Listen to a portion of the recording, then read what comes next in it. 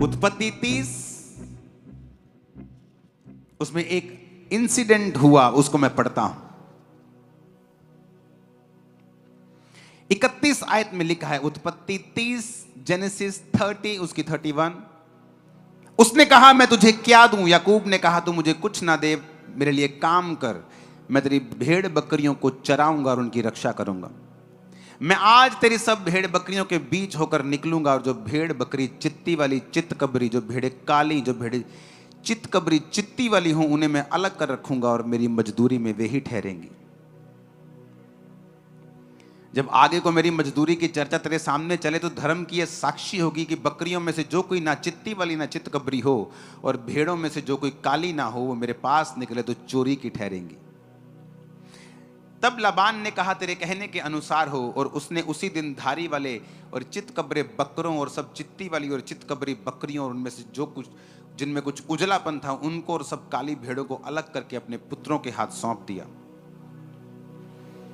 उसने अपने और याकूब के बीच में 3 दिन के मार्ग का अंतर ठहराया कि याकूब लाबान की भेड़ बकरियों को चराने लगा। याकूब ने चिनार, बादाम, अरमोन वृक्षों की हरी हरी छड़ियां लेकर उनके छिलके कहीं कहीं छील के उन्हें धारीदार बना दिया, ऐसा कि उन छड़ियों की सफेदी दिखाई देने लगे। तब छीली हुई छड़ियों को भेड़ बकरियों के सामने उनके पानी पीने के कठौती में खड़ा किया, और जब वो पानी पीने के लिए आई तब गर्भवती हो गई। छड़ियों के सामने गर्भवती होकर भेड़ बकरियां धारी वाले, चित्ती वाले और चित्त कबरे बच्चे जनी। तब याकूब ने भेड़ों के बच्चों को अलग अलग किया और लाबान की भेड़ बकरियों के मुंह को चित्ती वाली और सब काले बकरों की ओर कर दिया, और अपने झुंडों को उनसे अलग रखा और लाबान की भेड़ बकरियों से मिलने ना दिया। तब बलवंत जब भेड़ बकरियां गर्भवती होती थी, तब याकूब उन छड़ियों को कठौतों के सामने रख देता था, जिससे वो छड़ियों को देखते हुए गर्भवती हों, परंतु निर्बल जब गर्भवती होती थी वो उनके आगे नहीं रखता था। इससे निर्बल तो लाबान की रही और बलवंत याकूब की हो गई। इस प्रकार वो पुरुष धनाढ्य हो गया, अत्यंत अमीर हो गया, और उसके बहुत सी भेड़ बकरियां, दासियां, दास, ऊंट और गधे हो गए। सब बोलो आमीन।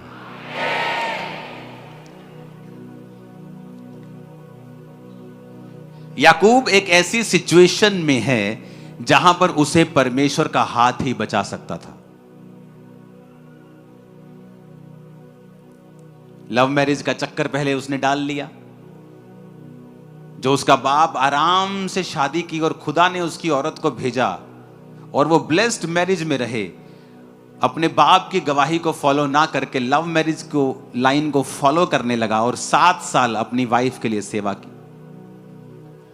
जब 7 साल बाद भी उसकी बड़ी बहन उसको मिली और 7 साल फिर उसने अपनी वाइफ के लिए फिर सेवा की, और फिर जब जाने लगा तो 7 साल भेड़ बकरियों को फिर चराया, और फिर अभी भी उसका जो ससुर था उसको जाने नहीं देना चाहता था। अगर वो जाता तो उसकी फैमिली टूटती, उसकी वाइफ्स मानती चाहे ना मानती, उसे कुछ पता नहीं था।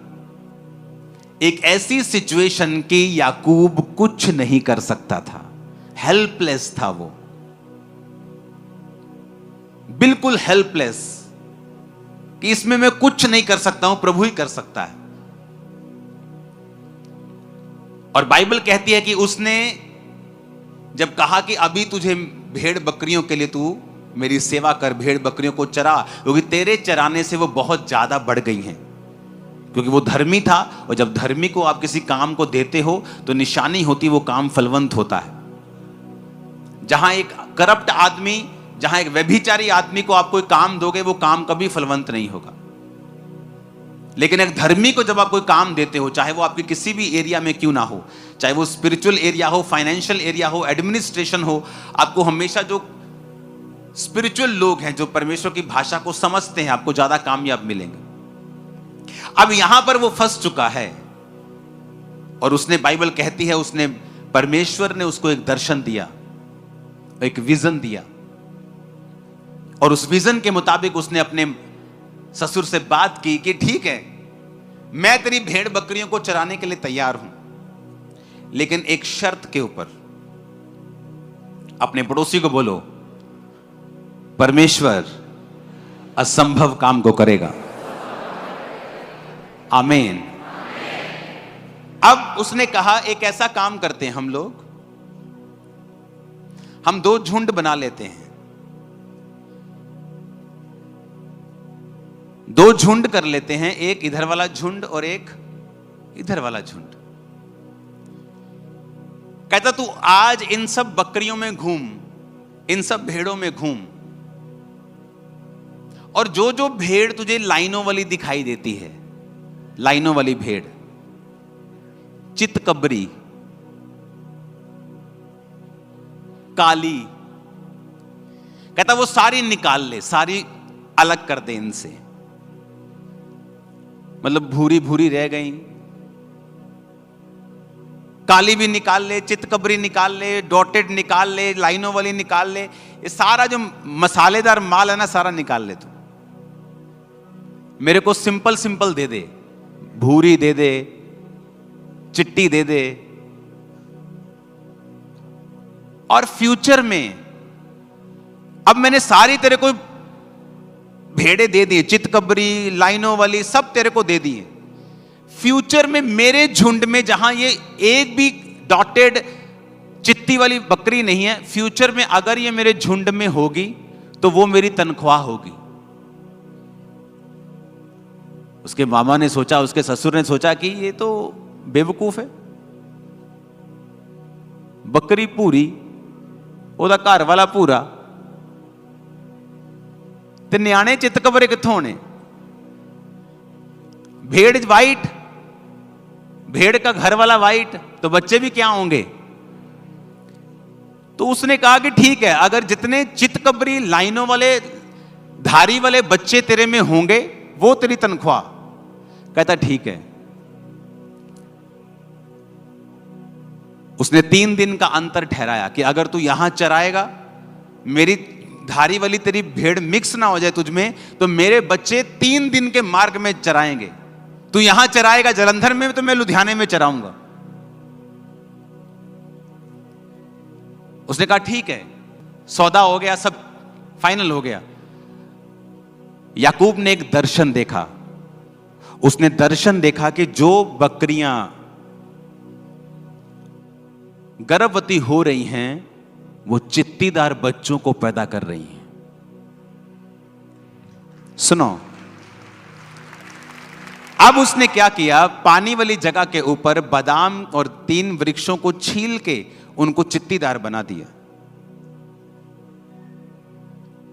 और जब बाइबल कहती है कि जब कोई मजबूत भेड़, जब कोई बलवंत भेड़ गर्भवती होती थी, तो वो पानी पीने उनको वहां लेके आता था जहां बादाम की और सब पेड़ों की छड़ियां छीली हुई हैं।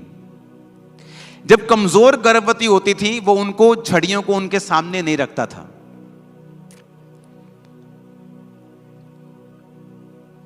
परमेश्वर ने याकूब को बताया कि जो इंसानों से इम्पॉसिबल है, मैं उसे कंप्लीट करूंगा। सुनो, अब जब मजबूत गर्भवती होती थी तो उनको वो सामने रखता था, और वो जब बच्चे पैदा करती थी वो धारी वाले होते थे, उनका डीएनए चेंज होता था।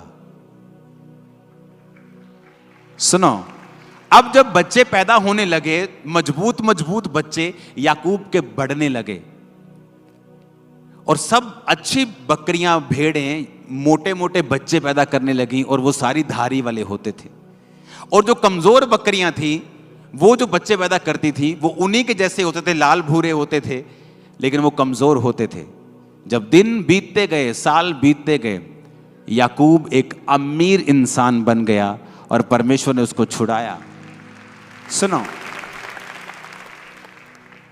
एक लड़की बिगड़ गई, मां क्रिश्चियन, और बिगड़ गई।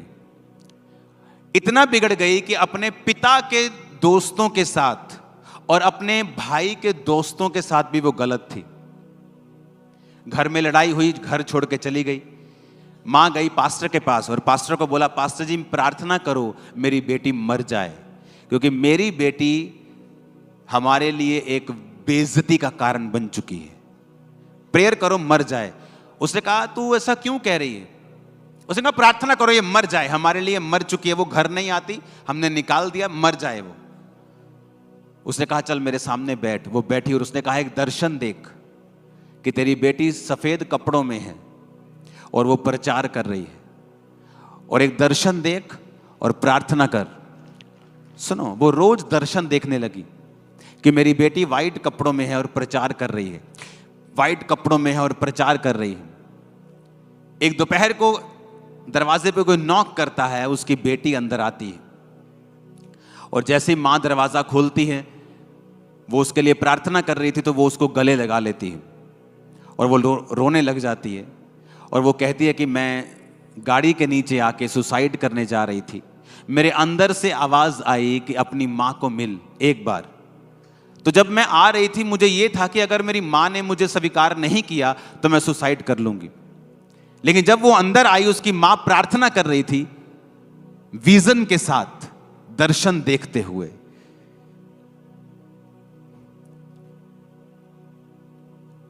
आपको जो चाहिए फ्यूचर में,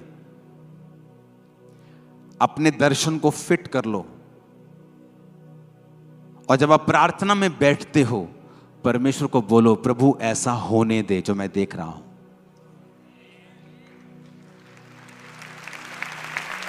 आपको शायद मालूम नहीं है, ऐसा करने की पावर ऑलरेडी आपके अंदर है। ऑलरेडी ये पावर ऑलरेडी आपके अंदर है ऑलरेडी।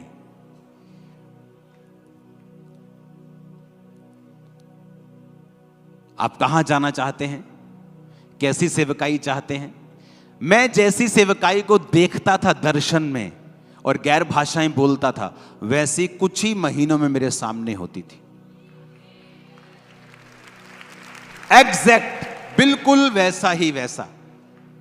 जितने लोग मैं दर्शन में देखता था और प्रेयर करता था वैसा होता था। क्योंकि जब मैं ये जगत पैदा नहीं हुआ था, हम परमेश्वर की इमेजिनेशन में थे। कहां थे हम? परमेश्वर के दर्शन में थे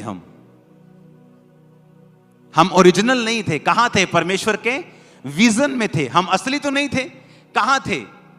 परमेश्वर के विजन में थे। उसने दर्शन देखा, इंसान ऐसा होना चाहिए, पृथ्वी ऐसी होनी चाहिए, पेड़ ऐसे होने चाहिए, जंतु ऐसे होने चाहिए, समुद्र ऐसा, पानी ऐसा होना चाहिए। और लिखा फिर उसने कहा उजाला हो जाए।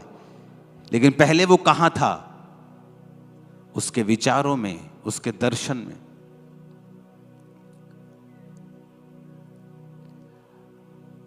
आप चाहते हैं आप हेल्दी रहें, आप चाहते हैं कि आपकी लाइफ में मिरेकल हो, दर्शन देखो, विजन देखो।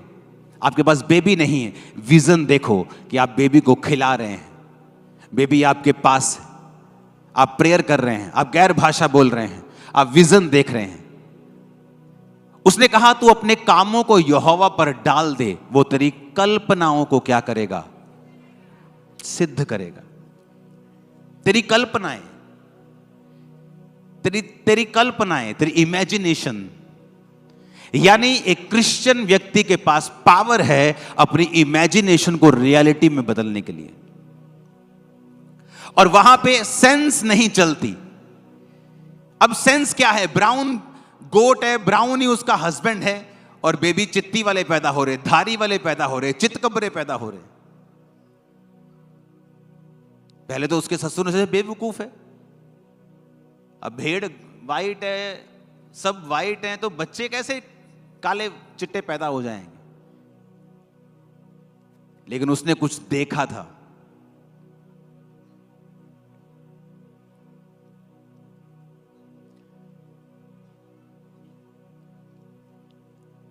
जलंधर में मैं गया एक जगह, तब मेरे पास 50-60 लोग आते थे, और मैं साउंड वाले के पास गया। जलंधर में बहुत बड़ा साउंड बनाने वाला आदमी, मैंने कहा मुझे साउंड चाहिए। कहता कितने? मैं कहा हजारों लोगों के लिए। कितने का आएगा?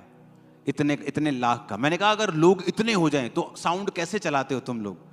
ऐसे चलाते हैं। आपके पास कितने लोग आते हैं? मैं 50 लोग आते हैं। आप लाखों के बारे में क्यों पूछ रहे हो? क्योंकि वो कहां थे? यहां इमेजिनेशन में। और मुझे अंदर से मालूम था कि ये होगा, ऐसा होगा। अपने कामों को यहोवा पर डाल दो, तुम्हारी कल्पनाएं। अब उसने बैरियर नहीं लगाया कि बेटा 50,000 से ज्यादा कल्पना मत करना। कहा उसने मुझसे कहा कि 2 लाख से ज्यादा चर्च की कल्पना मत करना? नहीं कहा। हम परमेश्वर के बच्चे होने के बावजूद भी अपनी कल्पनाओं और इमेजिनेशन को बड़ा नहीं करते हैं। हम बड़ा नहीं सोचते हैं, बड़ी सोच के मुताबिक प्रार्थना नहीं करते हैं। उसने इम्पॉसिबल किया, देखो। और उन भेड़ों के सामने उसने छील के रख दी छड़ियां। जब वो देखती गई वैसा ही होता गया।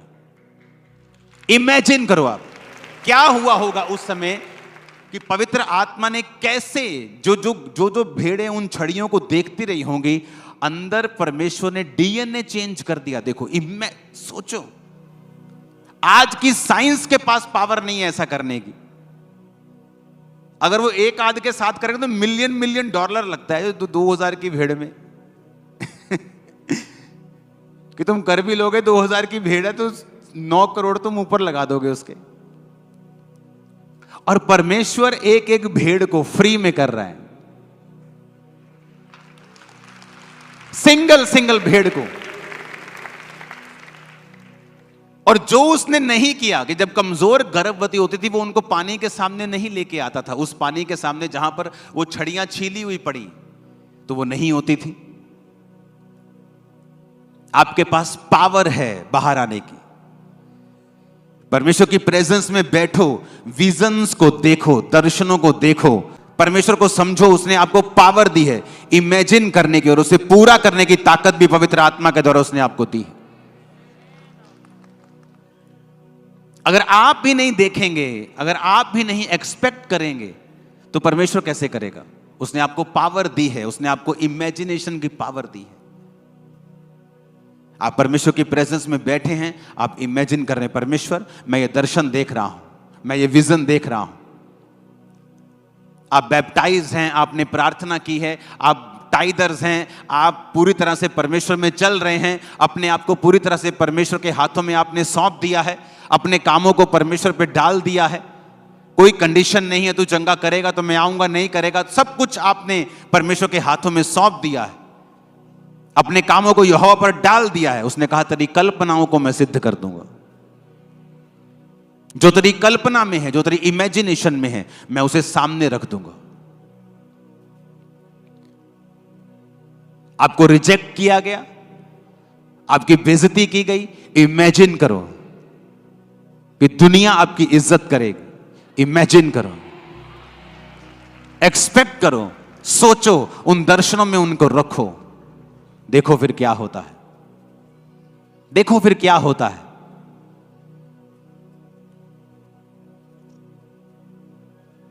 हालेलुया। इमेजिन किया, कर्म भी किया। इमेजिन किया, कर्म भी किया।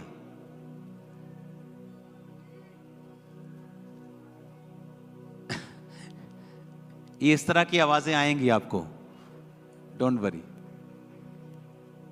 अपने पड़ोसी को बोलो इमेजिन करो और कर्म भी करो। फिर से कहो और कर्म भी करो। तो जो तुमने इमेजिन किया है वो पूरा होने वाला है। आमीन। ऊंचाई आशीष हमारी। Hallelujah, hallelujah. मैंने इमेजिन किया, जब इमेजिन किया, प्रार्थना की, उस हिसाब से मैंने कर्म भी किया। एक दिन प्रार्थना करते वक्त, आज से 17-18 साल या 15 साल की ये बात होगी, प्रेयर करते हुए परमेश्वर का आत्मा मुझे दिखा रहा है कि इस जगह को तू बड़ा कर, एक्सपेंड कर। और मैं विजन देख रहा हूं, परमेश्वर ऐसा कर रहा है और मेरी लाइफ में ऐसा हो रहा है। और सडनली मैं उठा और रात के 3-4 बजे मैंने अपनी टीम को बुला लिया। मैंने कहा मुझे ये टेंट डबल चाहिए। कहते ये बांस बड़े करने पड़ेंगे, गर्मी है, ये करना पड़ेगा वो। मैंने कहा कुछ भी करो, ये करो। महीनों में हम डबल होते थे, महीनों में, जस्ट मंथ्स, बूम। जब वो आपकी स्पिरिट में आ गई, एक बार आपने स्पिरिट में कैच कर लिया उसको, और संसारिक व्यक्ति इसको कैच नहीं कर सकता क्योंकि उसकी आत्मिक आंखें बंद हैं। आप बहुत टीवी देखते हैं, आप बहुत ज़्यादा मोबाइल के साथ जुड़े हुए हैं, आप माफ़ नहीं कर सकते, आप लोगों की बातें करते हैं, आप बहुत चुगलीखोर हैं। परमेश्वर आपको इमेजिनेशन नहीं देता, वो आपको देता ही नहीं है। वो चीज़ आपकी स्पिरिट में आती नहीं है। आप पाप में हैं, आप व्यभिचार में हैं, वो आपको खोलता ही नहीं है। वो उस जगह आपको पहुंचने ही नहीं देता है। क्योंकि जो दर्शन भी आपको आते हैं वो भी परमेश्वर के द्वारा प्री प्लान्ड होते हैं। जिस काम के लिए परमेश्वर ने आपको चुना होता है, वचन कहता है जिस काम को करने के लिए तुम रचे गए हो, जो परमेश्वर ने जगत की उत्पत्ति से पहले ठहराया हुआ है कि तुम ये काम करोगे। ये भी तुम्हें बता दूं, अगर जो आज मैं ये काम कर रहा हूं, ये जगत की उत्पत्ति से पहले ठहराए गए थे, मैं करूंगा। मैं उसे कैच कैसे करूंगा? स्पिरिट में आके। जो स्पिरिचुअल चीजें हैं, मैं आत्मा में चलूंगा तो मैं उसे कैच करूंगा। परमेश्वर ने मेरे लिए क्या रखा है, जब मेरे को वो कैच हो जाता है कि प्रभु ने मेरे लिए ये रखा है, उसके अनुसार मैं प्रार्थना करता हूं। प्रार्थना करने के बाद उसके अनुसार कदमों को उठाता हूं और रियलिटी मेरे सामने होती है। आप एक बिजनेस की आशीष मांग रहे हैं, फाइनेंशियल आशीष मांग रहे हैं, अपनी चर्च की बढ़ोतरी मांग रहे हैं, प्रभु आपको दर्शन देता है, लेकिन आपका बोना 0 है, वो दर्शन कामयाब नहीं होगा। आपकी प्रेयर लाइफ कम है, आप नहीं उन चीजों को पा पाएंगे। क्योंकि उन दर्शनों को हासिल करने के बाद आपको प्रैक्टिकल कदम उठाने होते हैं कि वो दर्शन पूरे हो सकें। हालेलुया।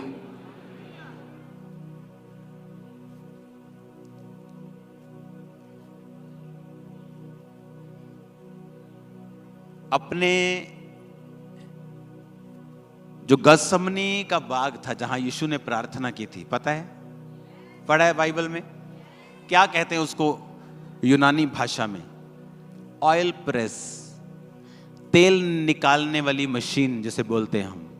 देखिए तेल निकालने वाली मशीन, जब उसमें हम सरसों डालते हैं, कोई चीज डालते हैं, उसे फिर पीसते हैं अच्छी तरह से। हाँ, अगर हम प्यार से पीसें तेल निकल जाएगा। उसे पूरी तरह से मारना, खत्म करना होता है, फिर तेल निकलता है। आपकी स्पिरिचुअल लाइफ भी ऐसी है। आप प्रेयर में बैठते हैं, आधा घंटा, पौना घंटा, तेल निकलेगा? नेवर। आप बचे रहेंगे बस।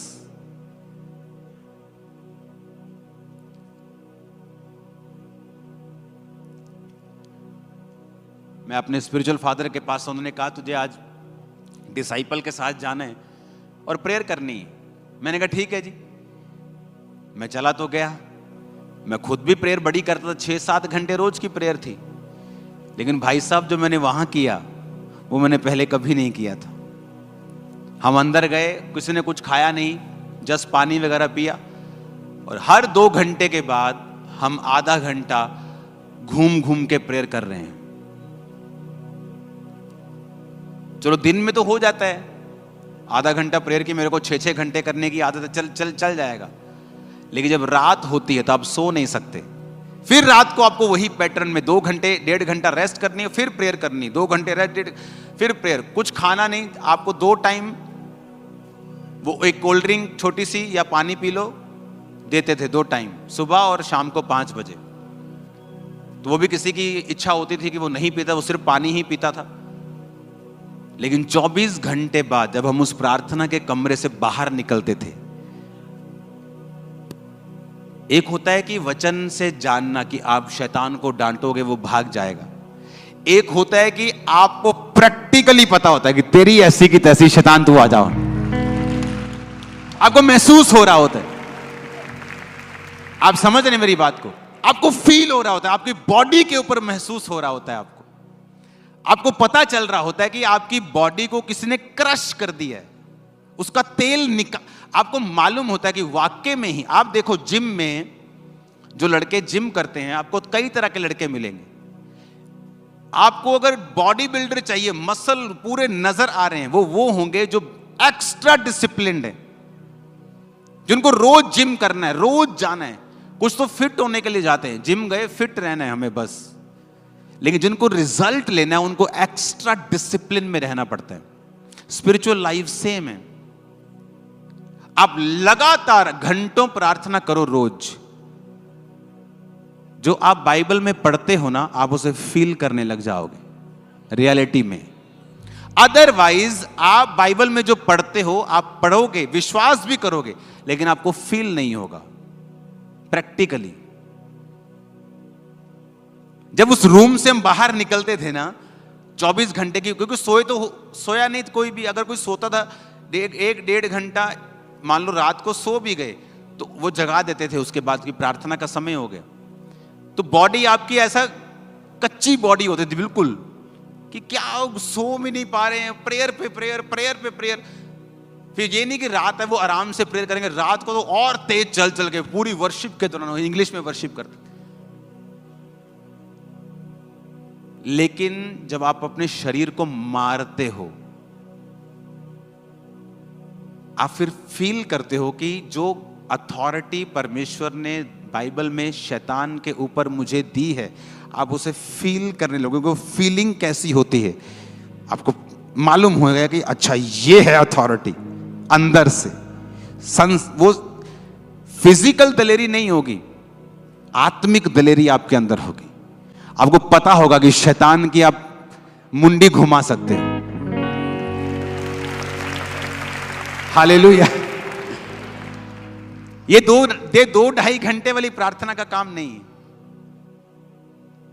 यह है जब आपका शरीर भी आपको बताने लग जाए कि हां भाई आज तुमने प्रेयर की है। थक जाते कई बार आप, क्या मैं फ्लाइट में होता हूं 9 घंटे वर्शिप, थक गया। मैं सीरियसली कह रहा हूं, मैं थक गया 9 घंटे लगातार वर्शिप प्रेयर गाने। कितनी बार मैंने वो कान वाला रिचार्ज कर, मैं कभी भी एयरपोर्ट यूज नहीं करता हूं, जो कानों में लगते हैं, एयरपोर्ट ही बोलते हैं, एयरपोर्ट जो भी, कभी मैं यूज नहीं करता हूं कानों को बचा के। यहां भी साउंड सुनना होता है मुझे, लेकिन सिर्फ प्लेन में उसे मैं यूज करता हूं। जब भी प्लेन में होता हूं मुझे यूज करना पड़ता है 9 घंटे। लेकिन जब आप अगले दिन संडे चर्च में आते हैं, आपको बोलने की जरूरत नहीं। हालेलुया। तो क्रिश्चियनिटी जो है वो प्रैक्टिकल है। आपको पता है कि शैतान है, आपको पता है परमेश्वर बीमारियों को चंगा करता है, लेकिन अगर आप प्रैक्टिकल देखना चाहते हो, आपको वैसी लाइफ अपनानी पड़ेगी। शैतान आपको तंग करता है, बैठ जाओ रोज 6 घंटे प्रेयर में, बैठो रोज, अपने शरीर को तोड़ो जरा प्रार्थना में, घुटनों पे बैठ के करो प्रेयर, छोड़ो संसारिक चीजों को, प्रार्थना में लग जाओ। मैं आपको बता रहा हूं, आप इतने स्पिरिचुअली गर्म हो जाएंगे कि उस मक्खी का आपके ऊपर बैठना पॉसिबल नहीं होगा। क्यों बैठा वो आपके ऊपर? जब बर्नल ठंडा है तो मक्खी बैठेगी, जब गैस खत्म कर दी, गैस बंद कर दी, मक्खी बैठेगी। आप उसे गर्म कर दो, मक्खी की औकात नहीं है बैठने की। आप स्पिरिचुअल लाइफ में गर्म हो जाओ, पाप को साइड पे कर दो, प्रार्थना करनी शुरू कर दो, आग में भरना शुरू। कितनी देर तक रहेगा? शैतान नहीं रह सकता गर्म आदमियों में, नहीं रह सकता, वो रह ही नहीं सकता। आपकी प्रेयर भी 0 है, आपकी प्रार्थना 30 मिनट की है, आपकी प्रेयर 1 घंटा भी नहीं है। आपको लड़ना शैतान से, वो शैतान जो 40 साल से आपका पीछा कर रहा है, जो सदियों से आपके पीछे चल रहा है, जो परिवार से आपके पीछे चल रहा है, आपको उसको हराना है 30 मिनट की प्रेयर से। आपकी प्रार्थना चाहे 30 मिनट की भी ना हो, शैतान आप पे अटैक नहीं कर सकता। लेकिन मैं उन लोगों की बात कर रहा हूं जो इससे ऑलरेडी जूझ रहे हैं। मेरी बात समझ रहे हो कि नहीं? जो इस बीमारी से, शैतानी आत्मा से जूझ रहे हैं। आप जब प्रार्थना करनी शुरू कर देते हैं, सडनली ये सारे बिब्लिकल वायदे आपके सामने जीवित होने लग जाते हैं।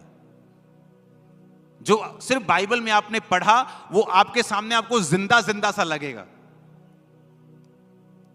अब वो कहानी नहीं लगेगी, आपको लगेगा ये सब जिंदा जिंदा सा है। जो मैं पढ़ रहा हूं ना, ये जीवित है, सब कुछ होगा ये सब कुछ। मैं नहीं जानता आप समझ पा रहे हैं कि नहीं समझ पा रहे, लेकिन वो तभी होगा जब आप इस पोजीशन में होंगे कि आपने अपने आप को पूरी तरह से समर्पित कर दिया परमेश्वर के सामने। और मैं नहीं जानता मैं आज आपको पास्टरों वाला वचन क्यों दे रहा हूं। कुछ तो होगा आज। आमीन, हालेलुया। सडनली आपके विजन चेंज हो जाएंगे, आपकी सोच बदल जाएगी, आपका डर खत्म हो जाएगा, शैतान का जो अटैक है वो खत्म हो जाएगा। आपको मालूम होना शुरू हो जाएगा कि हाँ, वाकई में ही जो मैंने पढ़ा है, जो मैंने सुना है, वो वाकई में होता है। आपको अंदर से महसूस होगी ये चीज। ऊंची आवाज में कहो हालेलुया।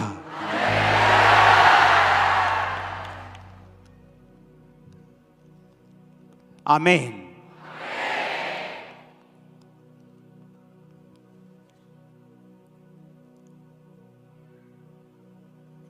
सबसे बड़ी फाइट आपकी शैतान से नहीं है, आपके शरीर से है। उसके बाद फिर शैतान से। जिस दिन आपने शरीर वाली फाइट जीत ली, आप शैतान वाली उसी दिन जीत जाओगे। ये फाइट शरीर से है आपकी।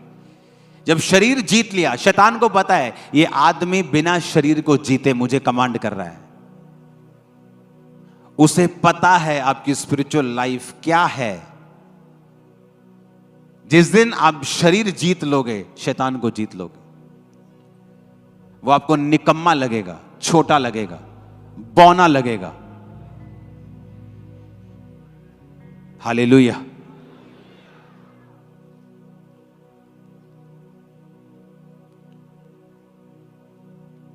इस मंगलवार को 5 बजे शाम को प्रेयर स्टार्ट करते हैं। मीटिंग चाहे हम ऑनलाइन लेट करें, लेकिन 5 बजे प्रेयर स्टार्ट करते हैं। ओके, सुबह खत्म करेंगे। बैठो जरा, आ जाओ, देखेंगे क्या होता है। आमीन। आपको मालूम होगा प्रैक्टिकली, अच्छा जीवित लगेगा आपको सारा माहौल। अब वही दिक्कत आपको डर नहीं लगेगा, वही समस्या आपको डर नहीं लगेगा, क्योंकि आपने प्रेयर लाइफ को इंप्रूव किया है। अपने हाथों को उठाओ।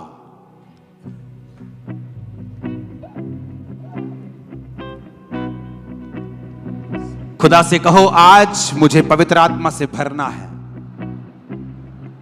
और एक ऐसा जीवन पाना है जो पूरी तरह से आत्मिक हो।